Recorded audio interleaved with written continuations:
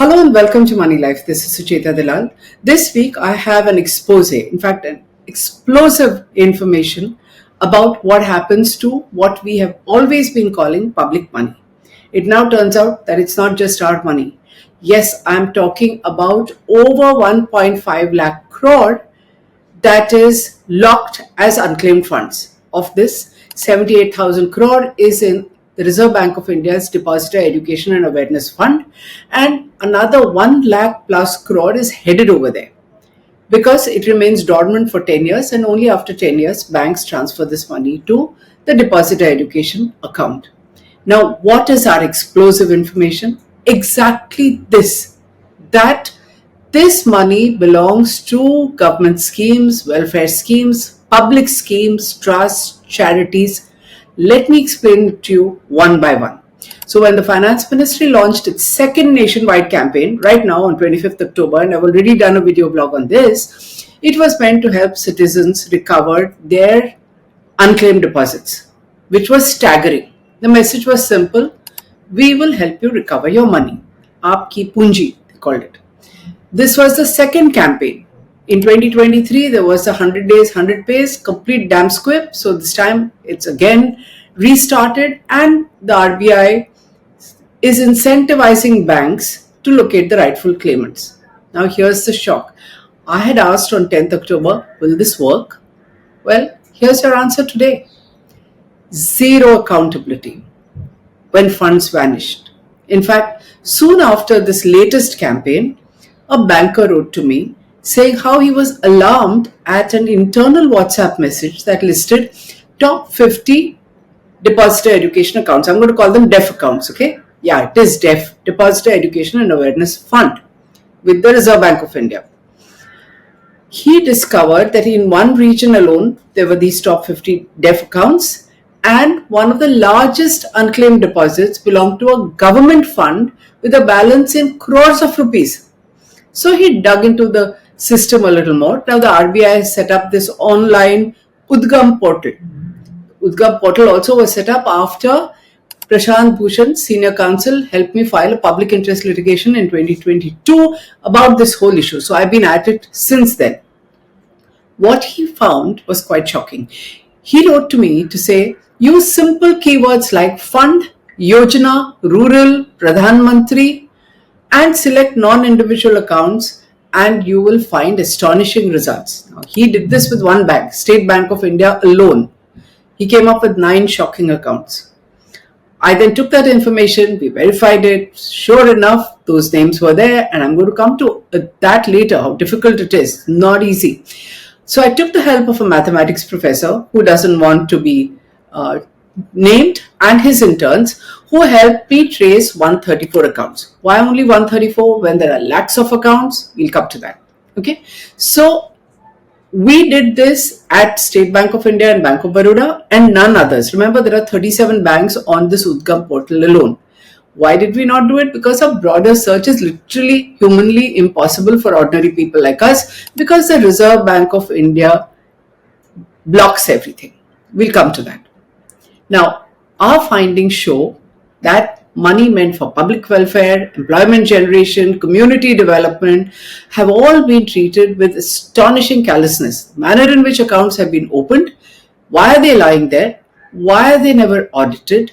Our small search shows hundreds of government-linked accounts with crores of rupees are forgotten.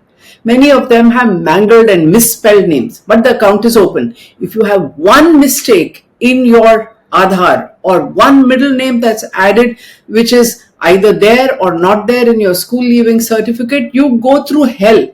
But these accounts have been opened without any filter, without any verification, waited 10 years, did not allow anybody to withdraw the money, did not find rightful claimants, transferred them to DEF. So there was no question of them reaching the intended beneficiaries, because these beneficiaries were all small, poor people who would benefit from welfare schemes. So when the account itself is locked, nothing goes out. I don't even know whether the government thinks the money was paid, but there it is. We even found military funds in our search. But let's look at a simple list of names, and very, very small. Mind you, there are tens of thousands or lakhs of accounts. I'm giving you a small list of less than 30. National Culture Fund, Janpath, SBI, New Delhi. Multiple employee state insurance company accounts of Delhi, listing the ECI's headquarters. There's also an ESI fund account number 1, ESI savings fund account number 2 at SBI Delhi.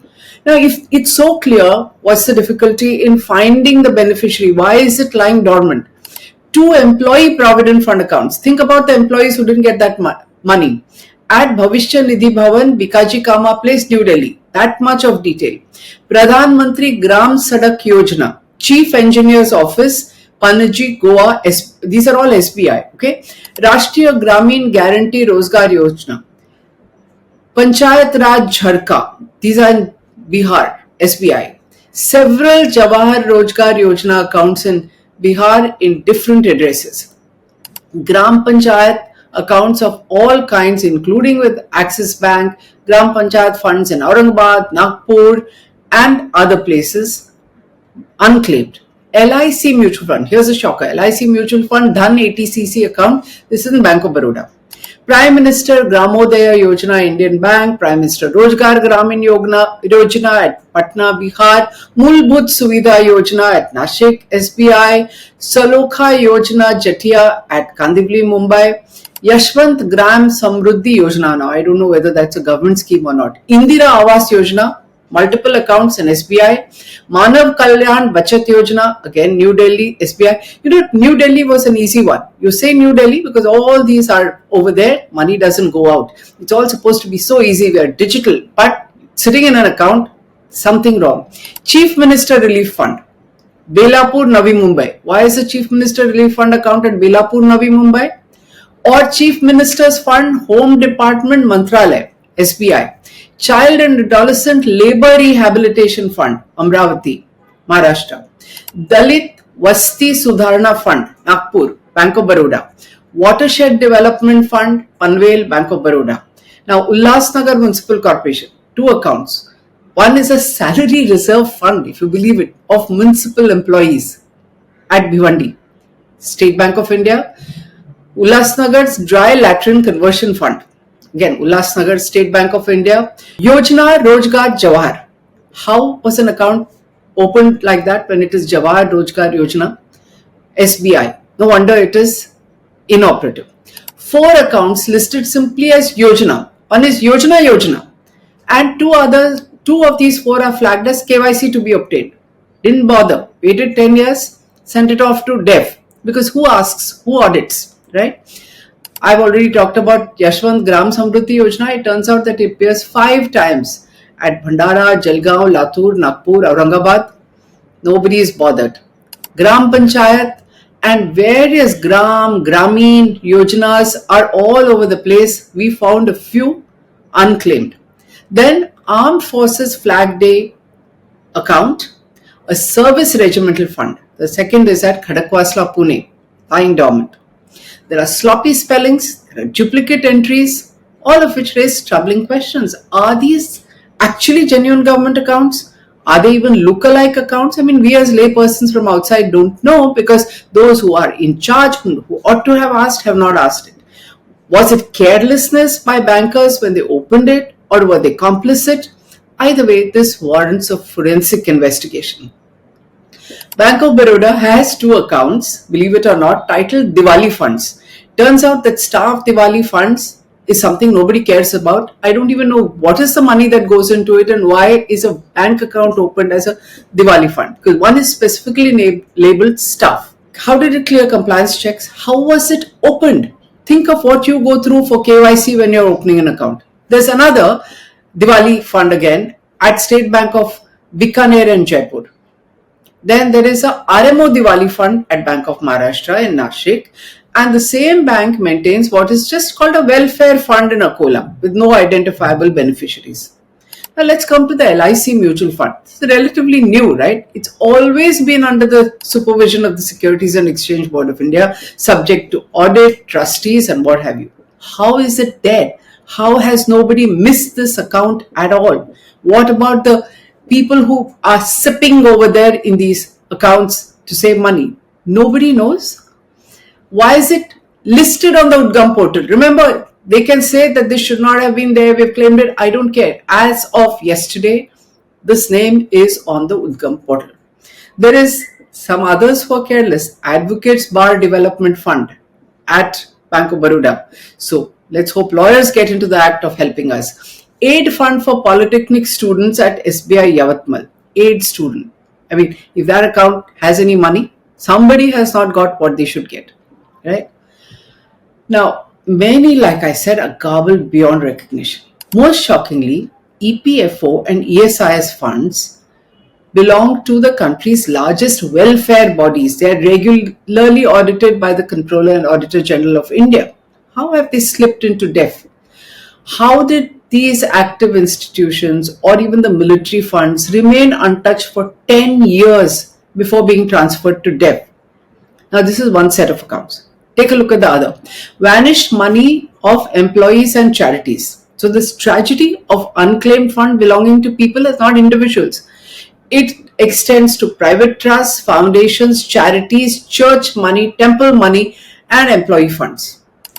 My guess is they remain untouched because these banks have made it almost impossible between the charity commissioner and various government departments and the bank. They must have just frozen it and made it impossible to withdraw the money with various excuses because they don't care. It goes into debt and somebody has contributed this either from their personal funds or from donations.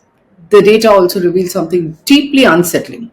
Dozens of charitable entities, foundations, trusts, and whatever, have lost access, right? We dug up just 46 of these, there'll be thousands more. Here are a few examples. Mulji Walji Foundation, Somaya Chambers, Mumbai, Bank of Baroda has 2 accounts. Now, obviously, it's a traceable one, right? But it's gone into debt. Pratyush Foundation, it's into international AIDS research. Anand Bhavan, Mumbai, fully traceable. Heritage Foundation, Mahalaya Road, Mumbai. This is with Bank of Baroda. Most of these accounts are Bank of Baroda. Manav Foundation, Mumbai, Bank of Baroda. B.R. Ruya Foundation Trust, Senapati Bapad Marg, Lower Parel, right next door from where I am. Sulochana Ben Shah Foundation, Sharda Ben Shah Foundation, Rasta Pet, all of these are in Pune. Universal Foundation, Kolhapur, Bank of Baroda, all these are Bank of Baroda. Matrusparsh Foundation, Jalgaon, Bodhisattva Foundation, Nagpur, Swaraj Foundation, there is a Swaraj and there is a Swarajya, again, Bank of Baroda. I repeat and repeat, these are a fraction of accounts dumped into debt and they signal collapse of public accountability. If flagship welfare schemes can't track their own money, the government doesn't track what happens to the money that is given for public welfare, what do we expect ordinary citizens to do? Now, your question, what is so difficult about UDGAM? Believe it or not, it is torture. It's a hurdle race. I brought this to the attention of the top brass of RBI. Let's see if they act on it. So this much touted UDGAM, instead of a single window meant to empower people to trace their lost funds, is like an obstacle race. I told you the amount of money, 78,213 crore and over 1 lakh plus without accounting for SBI on the way to being transferred. Even if you want to take a peek at UDGAM, you're required to register. It requires your mobile number, 2-factor OTP process, CAPTCHA, password, and a declaration that you're doing it for personal use. Is this my personal use? Yes, I'm personally doing it to bring it to the attention of the public, what happens to their money. After that, the users must give the exact account name, valid ID, PAN, voter ID or driving license, at least one of these, which is usually impossible for individuals, right? So what we did is we could give a location. So we chose Delhi and Bombay and we chose some names. Part name was frankly allowed, mercifully. Even these requirements, driving license, I mean, some of these accounts are decades old. They lie for a decade. People don't even have cars probably, those who, whose money has gone into debt. But RBI doesn't care. They want all the IDs as though it's happened now, post-Aadhaar. We have repeatedly asked RBI for a simple Boolean search, which I wrote even on my 10th October column. But RBI probably fears that easier access just to know these accounts are there will enable fraud. This logic collapses when you see what I have disclosed today about government funds, welfare funds, Gram Panchayat funds, and what have you lying there with no accountability. So that is the key issue, accountability. If a small group of volunteers, less than 5, could trace 130 dormant accounts, and mind you, it doesn't stop there. What happens with UDGAM is that even while you're searching, you get logged out of the system. If you get logged out 5 or 6 times in a day, you're blocked for the next 24 hours. So you can log in only the next day. We went through this hurdle race and came up with so many accounts.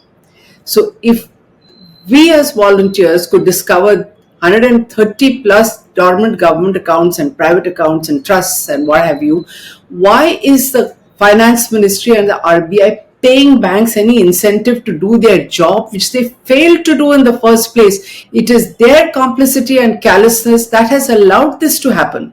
In fact, every question I'm asking leads to one conclusion. There's a systemic breakdown in accountability that allowed banks to open such accounts, ensure that nobody gives a damn about public money, dump this into RBI, and then RBI designs a system which hides it all instead of making it easy. In fact, the scale and spread of unclaimed funds across government schemes, foundations, military establishments, religious institutions points to a deep systemic rot of humongous proportions. I'm talking 1.5 lakh crore conservatively because we do not have the numbers. Only a full-scale investigation by the Central Bureau of Investigation can uncover how much of public money was allowed to vanish into silence. Question is, will anyone investigate? Will you make a noise? Remember, it's your money one way or the other. If you are an NGO, if you work with the poor, if you have lots of money which is untraceable, either way, it's about us. We need to demand accountability. We have reference numbers for all these accounts. We can help people who see their names here. We have put up Excel snapshots. So if you see a number there, write to Moneylife at foundation@moneylife.in. And if you want to know more, please share, subscribe, make a noise. It's important. Thank you.